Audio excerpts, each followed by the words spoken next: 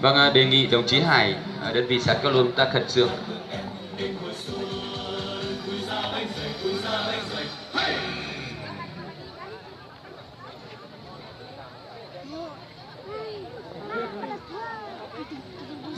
Có gì là tiền sĩ chỉ bao nhiêu nó cho tiền lúa phối lúa cố gì là thế nào giờ linh ta đây sẽ là sự ba xe xe trong nó tuổi dân tí ở đã có một trâu bốn lò xì nữa một trâu được lúc sáng là tia lực bá bờ nhiều cũng muốn nhiều tôi chỉ ít trong cẩn gì khó tia giờ linh ta chỉ bao họ thì giờ trong lịch trả sẽ được ba xe xe giờ trong lịch trả nữa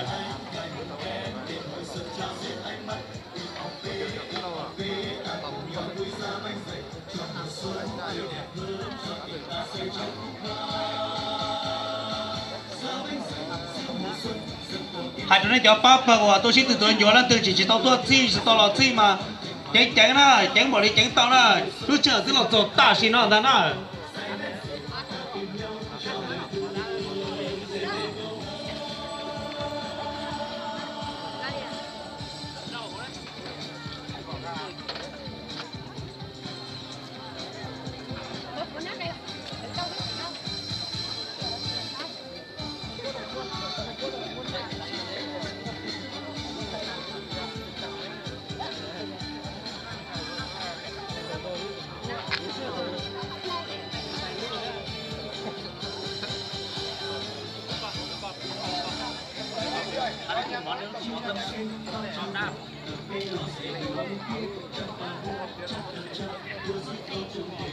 để cho khổng sĩ Rồi, mời tất cả các đội chúng ta xếp thành hàng. Khẩn trương. để cho khổng sĩ nó cho sắp bé là ít mình chỉ đầu tư biếtตัวlà mà ở thuộc chỉ nênตัวlà nóจะvấn đề mà mỗi cho nó chảy nhiều đấy rồi nó có từ có thuộc chỉ nó giống gìตัวnè Mời các đội xếp thành hàng. là sáu ấy bia đâu lúc chờ tôi lọt tàu là sáu ấy bia Thầy Trình xếp hàng. Tất cả Đông U, tất cả xếp hàng. Đứng lên xếp hàng khẩn trương. vâng xếp hàng đây Tất cả xếp hàng. Vâng, mời ban giám khảo chúng ta đi chấm điểm vệ sinh sạch sẽ của dụng cụ và điểm trang phục của các đội trước. cái chi tiết rồi nó là có giờ là sáng giờ nên từ há chúng ma chúng đồ để bên mong kỳ cái chạy ít chữ in hà lọt chè chỉ nên phụ tàu. Ban đầu trước lưu ý là đề nghị khán giả chúng ta đứng bên ngoài hành lang dây thừng, không được ai ngoài nhiệm vụ làm việc, tức là không được vào sân. Cô hai đội cho nhiệt team bạn phải xử thế cứ tin trả sân đầu này tôi sẽ kể xin từ nào phải tin thải áo giờ luôn này sau lọt áo giờ luôn à nếu là áo giờ luôn là chè tổng nó chè cho tôi chịu xử là ô được nó chè như xuyên này rồi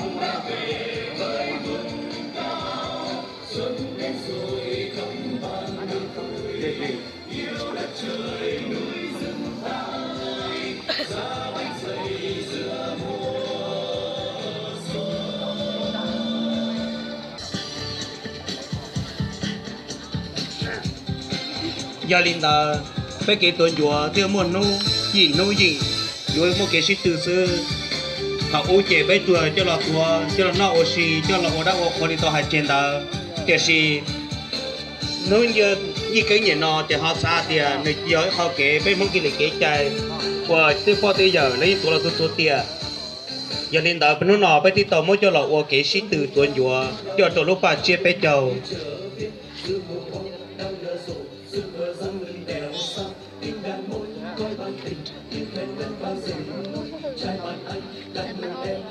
chia là họ cho đâu nó là có bỏ để chồng phần tao cũng cho nó đầu xưa chỉ tao chữ ít rồi lúc đai rồi thì thế nào giờ lên ta nhưng ba xe rồi nó lên từ vô tao tuổi dân thị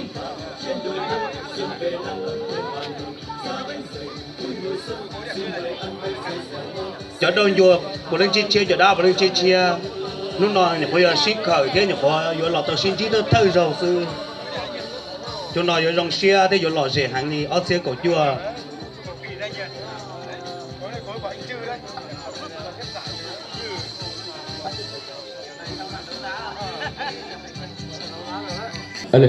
các đơn vị chú ý, khi tôi bắt đầu là các ông vị bắt đầu tiến hành thực hiện nha. Thời gian thi đã bắt đầu. Bánh chay 1, 2, 3 bắt đầu. Quý vị hãy dành một tràng pháo tay lớn để cổ vũ cho các đội được không ạ? Một tay lớn lên nào. Cái chiếc từ tôi nhớ rồi nó tức lọt chọn tôi là nó cả tránh rồi tránh cờ kia đi nè. Một tay nó đỏ sang cái tia.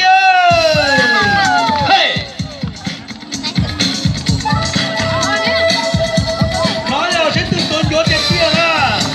Cái tia này cần tia. Tôi tránh cờ cái cầu đó. Các đơn vị lưu ý thời gian giã bánh tối thiểu 7 phút. Khi nào MC thông báo hết thời gian giã bánh thì các đơn vị mới tiến hành gói bánh. Rất tuyệt vời. Tôi nhớ rồi lắm mà tránh tia đi. Tránh tia, cố là tia nữa. Con cha là thì nó đến tuổi rồi, không cơ.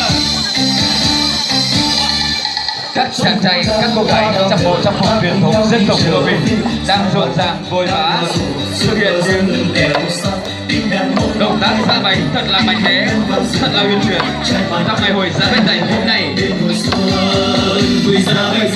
Mấy mẫu cái lì cái chài cái chiếc từ của chùa kể mấy là mấy trồng mà trồng đùa mâu chúng là tôi cho là cái đùa mâu gãy trên đỉnh núi sao mà vui lắm mà người đầu tiên bạn thấy ngày một em để ngồi sân trao xin ánh mắt về đã cùng nhau vui ra bánh dày trong mùa xuân tươi đẹp hơn cho tình ta sẽ trong phút ra bánh dày giữa mùa xuân dân tổ tiên chiếc bánh dẻo thơm lúa chín vàng trên đời hương xuân về năm Và thời gian ra bánh dày vui mùa xuân thời gian giã bánh đã được 2 phút.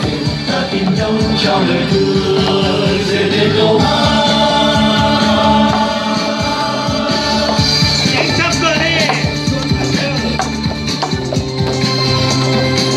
mà xuống đấy tôi nhớ thôi ra đó tôi nhớ ra chị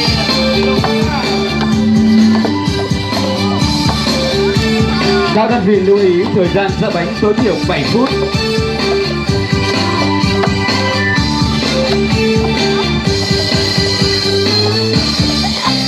Đề nghị quý khán giả ta không có phần thưởng, chúng ta không vào sân để diện tích cho các vận động viên đang giã bánh.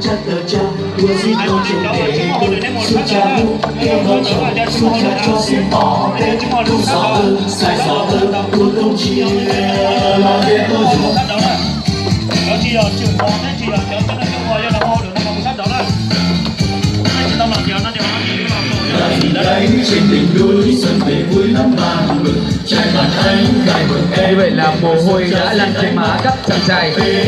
Giã bánh dày là một việc rất là mệt nhọc. Cho mùa xuân tươi đẹp hơn cho tình ta xây trong khúc hát. Số lên nào. Mùa xuân chỉ là một điều lúa chín vàng trên đời hương xuân về năm giá bánh dày vui mùa xuân xin mời ăn bánh dày dẻo ngon say đắm ta tìm nhau trao lời thương về để câu hát. Quý vị hãy vỗ tay thật lớn để cổ vũ cho các đội được không nào? Xuân đến rồi khắp bàn mừng vui yêu đất trời núi rừng ta ơi giá bánh dày giữa mùa xuân. Xuân đã về với vùng cao xuân đến rồi khắp bàn mừng vui yêu đất trời núi rừng ta ơi giá bánh dày giữa mùa xuân. Thời gian giã bánh đã được 4 phút.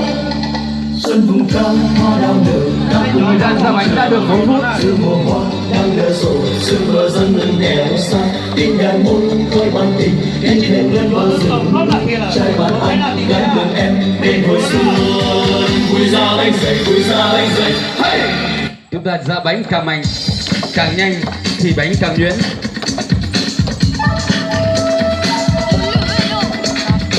Chúa bật tiền á, Chúa lo tàu na, còn Chúa nó nước na. Chúa bật tiền đi với một cái gì cái cháy, Chúa được đồng là cái Chúa ai gì thì khác na. Các đơn vị cố lên nào, mạnh lên nào, nhanh lên nào. Chỉ do bật tiền ra phút Chúa ơi. Chỉ do tiền na.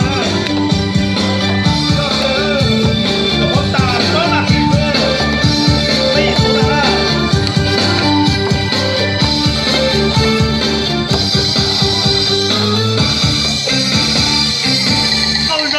xuân vùng cao hoa đào nở ta cùng nhau đi chợ phiên giữa mùa hoa đang nở rộ sự mưa dâng lên đèo xa tiếng đàn môn khơi ban tình tiếng khen ngân vang rừng núi trai bạn anh gái mừng em bên hồi xuân vui ra bánh dậy Chúa tiền à.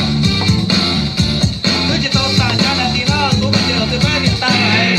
ta rừng cây trên đỉnh núi xuân về vui lắm bàn mừng trai bạn anh gái mừng em bên hồi xuân trao duyên ánh mắt đi học về ta cùng nhau vui ra bánh dậy cho mùa xuân tươi đẹp hơn cho tình ta say trong khúc hát ra bánh dậy giữa mùa xuân dâng tổ tiên chiếc bánh dẻo thơm lúa chín vàng trên đồi nương xuân về làm ấm thêm đoàn mừng ra bánh Phút thứ 6. mùa xuân xin mời ăn Phút thứ 6. say men rượu ta tìm nhau cho đời thương về về câu hát. Lưu ý cho các đội khi chúng ta ra bánh xong gói bánh, và khi gói bánh xong chúng ta gói thành 10 chiếc bánh. Một chiếc bánh có đường kính 30 cm và 9 chiếc bánh còn lại có đường kính 15 cm bày lên mâm và để lên bàn phía sau, và các em cầm biển tên chúng ta đi theo và đứng vị trí của đơn vị mình, và đội trưởng dành về báo cáo với ban giám khảo.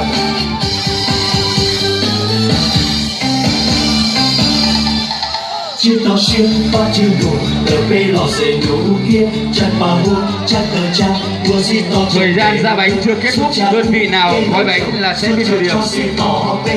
Thời gian ra bánh chưa kết thúc. 5 4 3 2 hết giờ ra bánh. bánh trên đỉnh núi xuân về vui lắm bàn mừng trai bạn anh gái mừng em đến buổi xuân trao duyên ánh mắt đi học về Các đơn vị lưu ý khi gói bánh xong chúng ta bày bánh lên mâm thành 10 chiếc bánh, một chiếc bánh lớn có đường kính 30 cm và 9 chiếc bánh nhỏ có đường kính 15 cm. Sau đấy bày lên bàn và các em cầm biển lên chúng ta đi theo về với bánh của mình, và tổ trưởng dành về báo với bà tổ thư ký là đơn vị tôi đã hoàn thành xong. xuân đã về với vùng cao xuân đến rồi cầm bằng yêu đất trời núi rừng tay ra bánh dậy giữa mùa xuân đã về với vùng cao xuân đến rồi cầm bằng yêu đất trời núi rừng tay ra bánh dậy giữa mùa xuân. Tôi sẽ đứng ở vị trí đặt bánh, đơn vị nào đến trước ta cùng nhau đi chợ phiên đến đặt bánh xong thì mới được về báo với ban giám khảo. tiếng đàn môn khói ban tình tiếng khen ngân vang rừng núi trai bạn anh gái mừng em đến hồi xuân vui ra bánh dậy vui ra bánh dậy hey! Các đơn vị nhanh tay nào. Phút thứ 9 rồi. Bây giờ đã chùa đâu chùa vào rồi đã có rồi tao chơi là trò nhia đó cái từ mua sáng chùa là chế mấy là ba nhia nó cho Các em gái cầm biển lưu ý là khi bánh của mình đặt lên mâm và trình bày lên bàn thì mình cũng cầm biển trên đi theo và đứng trước vị trí của bánh của đơn vị mình. thì là cho nhia tao là tao lúc con số đỏ thì tao lúc con nó là tao lấy tao lát tao nó Đơn vị xã Phi Trà, Phi Như. Đúng rồi, đội trưởng về báo với ban thư ký, khẩn trương báo ban thư ký là thời gian đã 29 xuân vùng cao đơn vị Việt đến đâu, đơn vị nào Việt đến đâu? theo lâu dân nghèo xa tiếng đàn môn coi bao tình thêm lên bao rừng 3 đơn vị. cảm ơn em đến hồi xuân Đơn vị nào? ra bay dậy Trại Dung.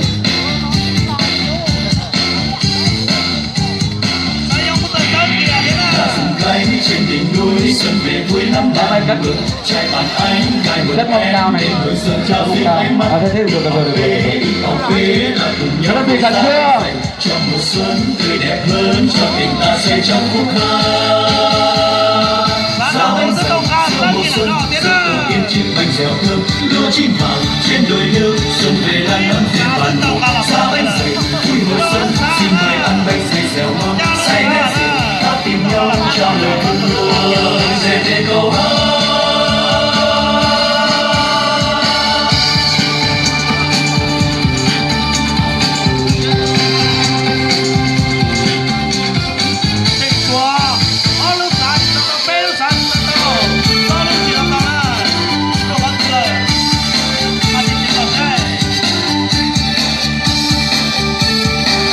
Đơn vị cố lên, đơn vị chắn nào cho nhanh chân nào.